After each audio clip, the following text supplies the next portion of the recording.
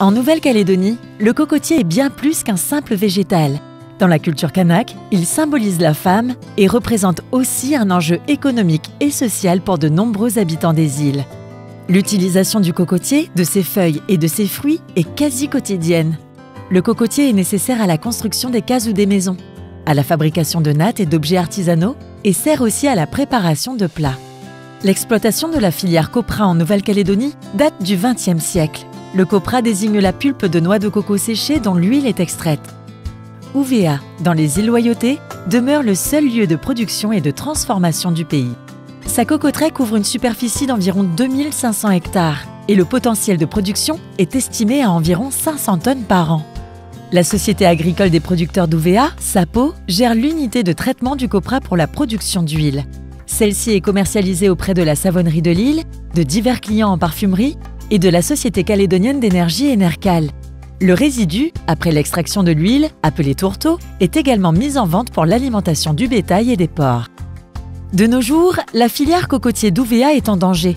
Le principal responsable, le voici, le Brontispa longissima, appelé aussi Ispine du cocotier. Il s'agit d'un insecte de la famille des chrysomèles.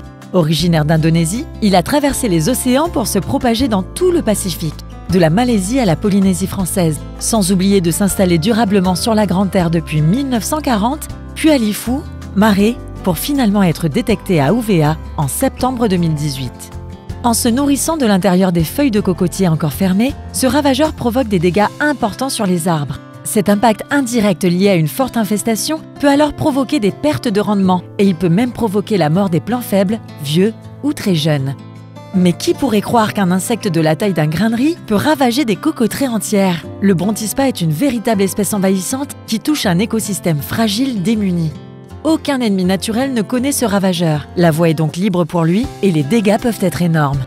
Le comité de gestion a donc déployé la deuxième phase de son plan d'action, la lutte biologique par acclimatation, avec l'introduction ponctuelle en 2020 d'un ennemi naturel, tueur de Brontispa, le Testraticus brontispae, une espèce de microguêpe parasitoïde spécifique du ravageur. Elle est inoffensive pour l'homme, comme pour les cultures, et permettra de réduire l'impact du Brontispa sur les cocotiers. Cette microguêpe, introduite sur la Grande Terre en l'absence de perturbations, participe au contrôle des populations de Brontispa. En Polynésie française, les actions de lutte biologique à l'aide de cette microguêpe sont régulières pour compenser l'invasion de Brontispa. Elles permettent d'accélérer la résilience des écosystèmes. La microguêpe existe sur Lifou et partout sur la Grande Terre. Elle vient d'être observée récemment sur Maré. Sauf que, elle est absente d'Uvea. Direction Bourail avec Didier pour la collecte de ces microguêpes. Donc là, on a repéré des feuilles qui sont attaquées par l'insecte, donc par le Brontispa. Donc là, on va prélever des feuilles. Ensuite, on va extraire les individus de ces feuilles et on va observer s'il y a des microguêpes parasites présentes à l'intérieur des individus et notamment des nymphes et des larves de ces individus-là. Donc là, il faut prélever les feuilles qu'on va mettre dans un seau.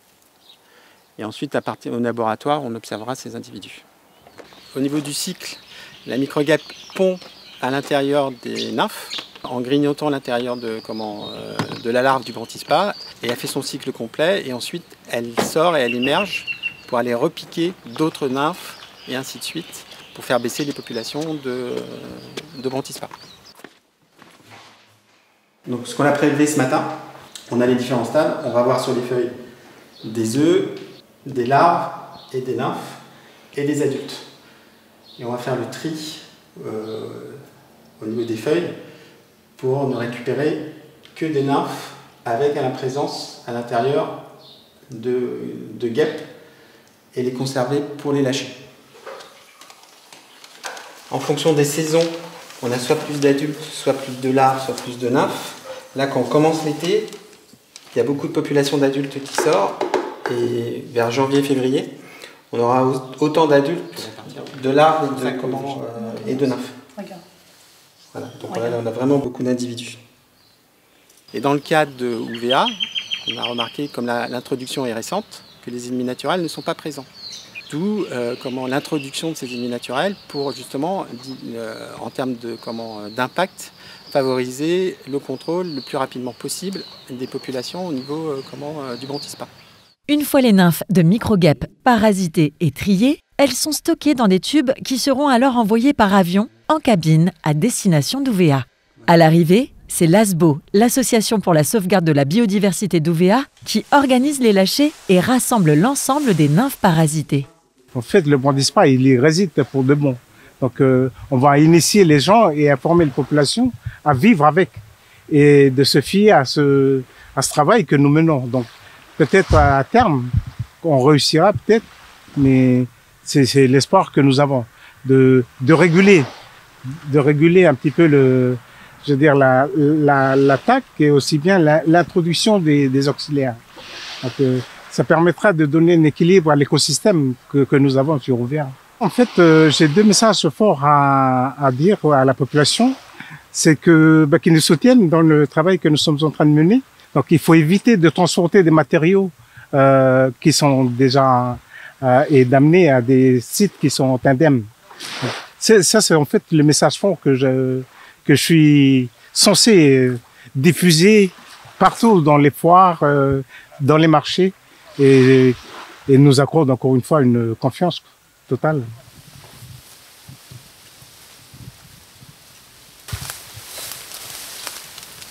Et là, j'ai les nymphes de Brontispa, qui sont atteints sont touchés par la micro-guêpe. La micro-guêpe, en fait, elle attend ce stade de nymphe pour piquer et pondre dans le... Et là, comme ils ont changé de couleur, ça, ils ont commencé déjà à éclore. Il y a déjà des micro-guêpes déjà à l'intérieur. Là, je dois déjà vite le déposer là. Là, on est en face du vent, face au vent. Hein. Vous voyez tous les côtés là, les feuilles sont comme ça. Là. Donc je vais les poser par là.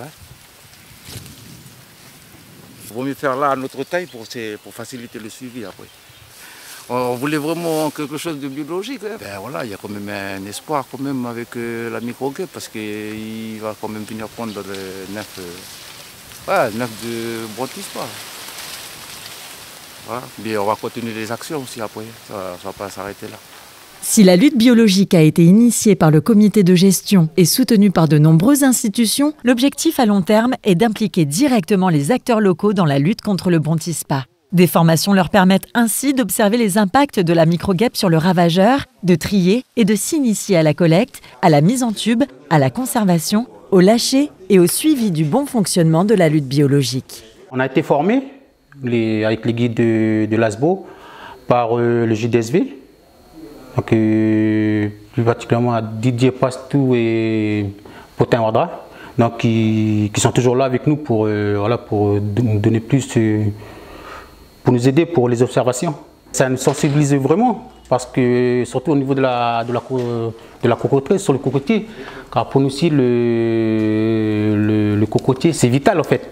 Il y a la mer, le poisson, et nous aussi sur la terre c'est le cocotier. Et il est important pour nous de faire ces suivis, ces observations, pour qu'on puisse trouver une idée plus tard comment, je ne vais pas dire éradiquer, mais comment diminuer la population ou gérer l'impact du Brontispa sur nos cocoteries.